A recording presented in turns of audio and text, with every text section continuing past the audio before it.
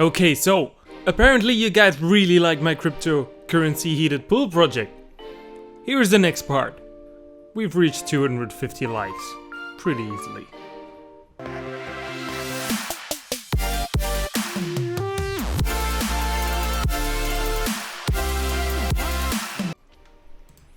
Hello everyone and welcome back to a brand new video from BuriedONE. Today I'm gonna show you the fifth part of the cryptocurrency heated pool project. And as you can see, my dad is painting the machine. I didn't give it a name yet.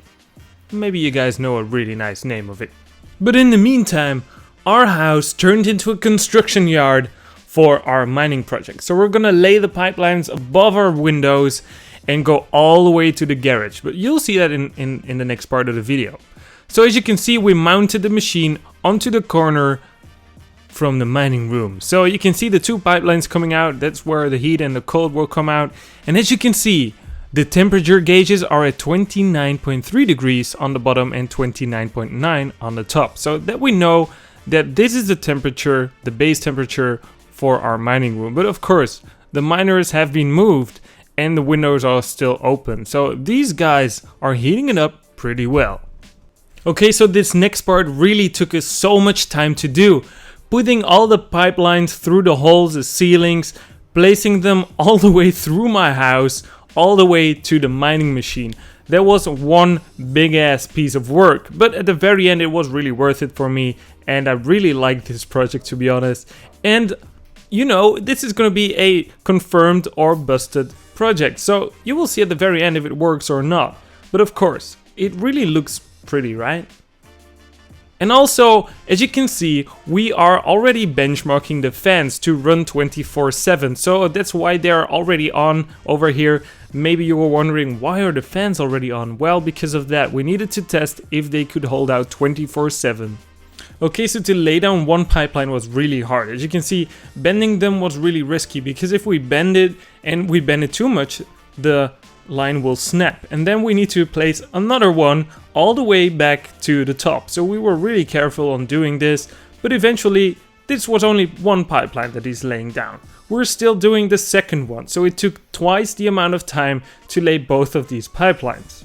So he's a really skilled guy in doing stuff like this, because it was his job before, but now he's making kitchens and whatsoever, so he still has his knowledge.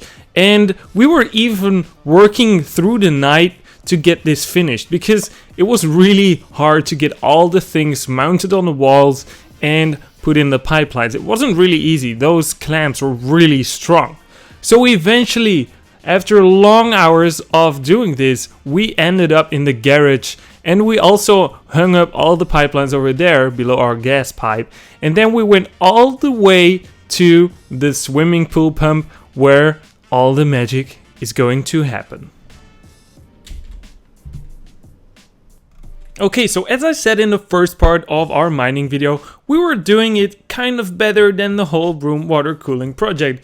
First of all, we're not using copper piping, because that's gonna conduct your heat even more around the whole room. So that's gonna give you more heat in the room than it's gonna transfer. So we used plastic pipings, and we're gonna isolate that as well.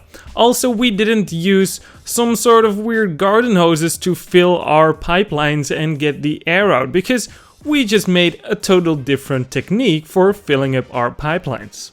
Okay, so it's gonna be really tough to explain, but the thing that we actually did was we have a pipeline that has tap water with it. We connected another fitting onto it so that we can connect it to the external loop. So when we connect this tap water pipeline with our new external water loop, we can just fill up the water loop of our mining radiator, and then we can just close it off when we have enough water in the pipelines, and then we have a filled up pipeline loop with no bubbles. So now it was time to start filling up the pipelines, and as you can see, it was moving a little bit, and that means that there's air inside the pipeline. So we need to fill it up, leave the water out, and repeat that process until we have no more air coming out.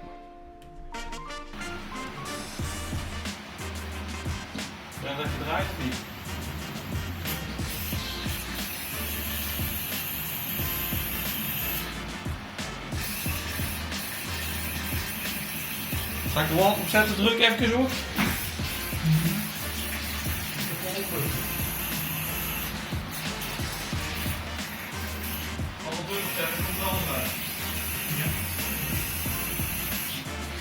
So after a lot of work, we finally accomplished a water loop with no more bubbles.